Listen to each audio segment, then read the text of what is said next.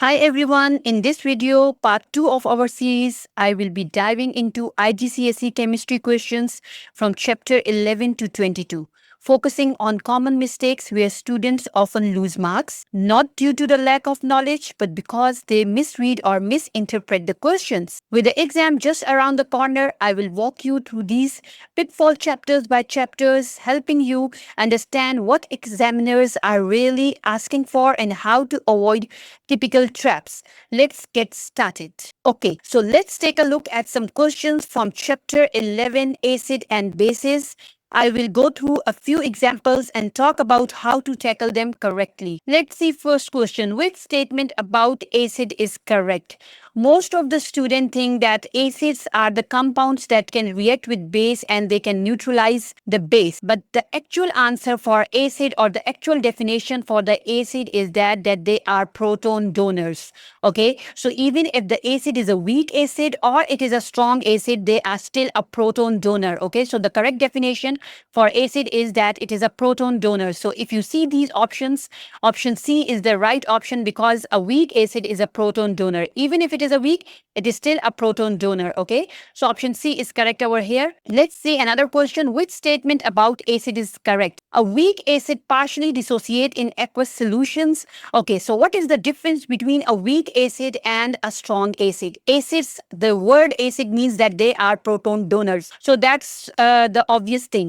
The second thing that is about the difference between the weak acids and strong acid is that the weak acids partially dissociate in a solution, but strong acids completely dissociate. So you have to remember this thing. Okay, so this is the biggest difference between strong acid and a weak acid. So first option, if you see a weak acid partially dissociate in aqueous solution, is the right answer. That is option A. Okay, but if you look at other options, an acid accept proton, that is wrong. Acid is always a proton donor.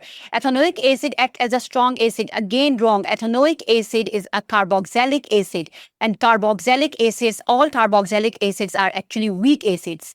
Another option, hydrochloric acid is a strong acid. Yes, that's right. That ionizes in water to form can you see these hydrogen ions? So it's not a H negative. It should be H plus. So sometimes students choose the wrong option as a D because they think that this statement is right, but they forget what is the oxidation state of hydrogen. So actually hydrogen here is actually a proton. It has a positive charge, not a negative charge. So that's why option A is the right option. Let's see another question. Which row shows the difference between a weak acid and a strong acid? So again, I already have told you the difference between a weak acid will partially dissociate, whereas a strong acid will fully dissociate in a solution. So that's why option D is a right option. Let's see question 5. 4 statements about strong acids are listed and which statements of them are correct. We have to check one by one. Strong acid react with carbonates to form carbon dioxide. Yes, that's right. Whenever acid reacts with the carbonates, they give you a carbon dioxide gas. They completely dissociate in aqueous solution. Yes, strong acid always completely dissociate in aqueous solution. Another option, they react with ammonium salt to form ammonia. That is wrong. Only bases can react with ammonium salts to form ammonia. So this option is wrong. The fourth option is they are proton acceptors. Again, wrong. Acids are always proton donors. So option 1 and 2, which means the option A is a right option. Question 6. Ethanoic acid reacts with water to produce an acidic solution. Which row describe the role of ethanoic acid and water in this reaction? Ethanoic acid is a weak acid, but still it is an acid. So what does it mean? It is a proton donor. So where we can see, okay, donates a proton. So it means these two options are, okay, only one option is right. That is donates a proton. Okay, so ethanoic acid always donates a proton. So it means water will be accepting the proton. So option C is the only right option over here, because acids always donate the proton, not electron, not they don't accept the electron, or not they don't even accept the proton. They just donate the proton. That is the definition for acid. You have to remember. Okay, so that's why option C is the right option. Let's see question 7. Aqueous ethanoic acid is a weak acid. Okay, we already know this one. Aqueous sodium hydroxide is a strong base. Okay, they both neutralize each other. So which statements are correct? As aqueous ethanoic acid accept protons. Again, wrong.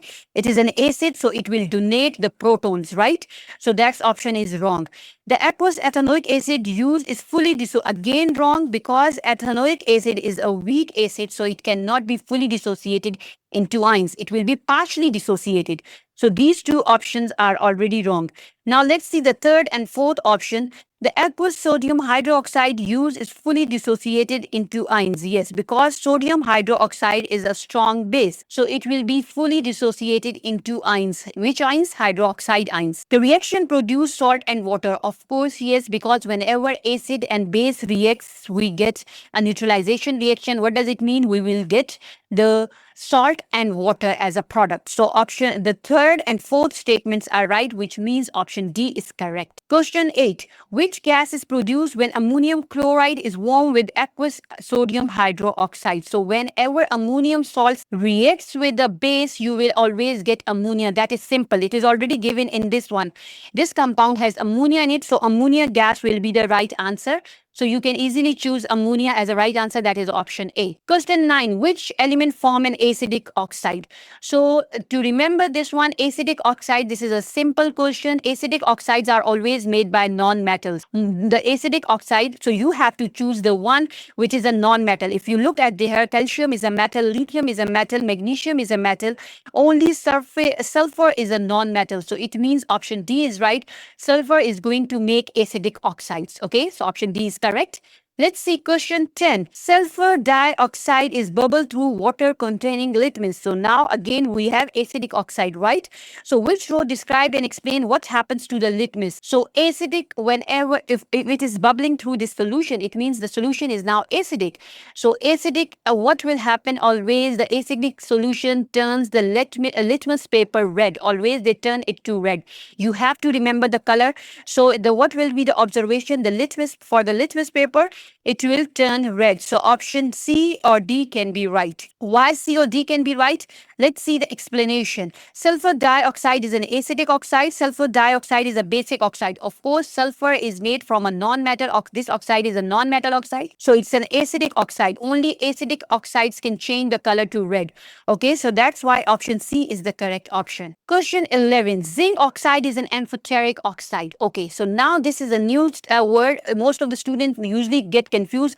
What does amphoteric means? Actually, there are two types of oxide. One is basic oxide that are made by metals, and the second one is acidic oxide that are made by non-metals. And the third one, which usually students don't know, is actually amphoteric oxide. There are some metals that can make amphoteric oxide. What does it mean? It means they have the both properties of acidic and basic. Okay, so when it depends on the situation. If they are reacting with an acid, they will act as a basic oxide. But if they are reacting with a base, then they will act as an acidic oxide. Okay, so it depends on the situation. So zinc oxide is one of the example of amphoteric oxide. It means whenever it will be reacting with an acid, it will act as a basic oxide. But whenever it will be reacting with the base, it will act as an acidic oxide. Okay, so zinc can act both as an acidic oxide or basic oxide. So if they act as both basic oxide or acidic oxide, then such oxides are called amphoteric oxide. Write down some of the important amphoteric oxide that usually appears in your exam. One is aluminium. Okay, aluminium oxides, Al2O3. It is also amphoteric oxide. Okay, zinc oxide, aluminium oxide, lead oxide, beryllium oxide. These are some of the common examples of amphoteric oxide. So maybe in this time they don't give you aluminium or zinc. Maybe they can give you a lead oxide or beryllium oxide. So you need to remember these four. Okay, tin. Tin also make a amphoteric oxide. This is also an option, but you don't need to remember, because I think only these four are okay for you to remember. Aluminium, zinc, lead, and beryllium. They always make what? Amphoteric oxide. They don't make basic oxide or acidic oxides. Okay. So what does amphoteric oxide means? Which type of substance it will react? So I already told you amphoteric oxide will always react with base and acid both. So that's why the answer is acid and bases. So it can react with both acid and bases. So option A is the right option. Sometimes students choose D option because they think that it's not an acidic, this is not basic, so it will not react with anyone. No, such oxides are called neutral oxide that which don't react with any of the acid or base. Okay, they are not called as amphoteric oxide. So that's why option A is the right option. Let's see 12. Which statement about amphoteric oxide is correct? I already have told you that they can react with both acid and bases depending on the situation. So they can react with both acid and bases. So that's why option C is the right option. Let's see question 13. Which row describes zinc oxide and calcium oxide? Again, I already have informed you that zinc oxide will be amphoteric oxide. So amphoteric, these options are the right one. Let's see about calcium. Of course, calcium is a metal. So calcium will give you basic oxide, not acidic oxide. So this option is the right option. That is option D. Let's see question 14. The oxide of two elements X and Y are separately dissolved in water and the pH of each solution is tested. So one oxide is X and the other one is Y. And pH of the solution. Let's see the pH of the solution. For this, you have to memorize what is the pH of acidic solution and basic solution. So the neutral pH is always 7. So if any pH that is less than 7, it means that solution is acidic. Okay, less than 7, then it is acidic. If it is more, then it is basic actually. Okay, so the solution is basic. Now let's see one by one.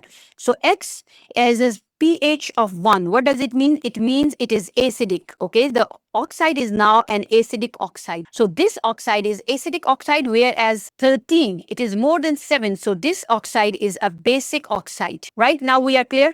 So which information about X and Y is correct? So X is an acidic, yes, right? These two options are right. Y is a basic oxide, yes, that's right. Now let's see which one of them is a metal and which one is a non-metal. It's simply we can see from basic and acidic. Acid will always be made by the non-metals. So acid, which one is an acid? X is an acid, so it will be made by a non-metal. And non-metal is here, right? So X is a non-metal, whereas Y is a, because it makes basic oxide, so it is a metal. So option B is the right option. Question 15. 4 statements about the reaction of oxide with dilute HCl with aqueous sodium hydroxides are listed over here. Okay. Now let's see one by one which statements are correct. Aluminium oxide reacts with both dilute HCl and aqueous sodium hydroxide. Aluminium oxide is an amphoteric oxide. So yes, this option is right because it can react with both acid and bases. So this is right. Calcium oxide, it's a basic oxide, so it can only react with an acid. Okay, so it can react with both dilute HCl and aqueous. So that is now wrong. Why? Because it can only react with HCl but not with sodium hydroxide. Let's see for copper. Copper oxide reacts with dilute HCl but not with aqueous sodium hydroxide. Okay, copper is a metal. So oxide is a basic oxide. So it will react with only acid. So yes, dilute HCl is an acid. So it will react, but it will not react with aqueous sodium hydroxide. Yes, this option is right. Now let's see for sulfur dioxide. Sulfur is a non-metal. So this oxide is what? This oxide is actually acidic oxide. So acidic oxide does not react with either HCl or aqueous sodium hydroxide. Wrong. Acidic oxides always react with the base, right? Or alkaline solutions. We can say base or alkaline solutions. So this option is also wrong. So we are only left with option 1 and 3. So the option B is the right option.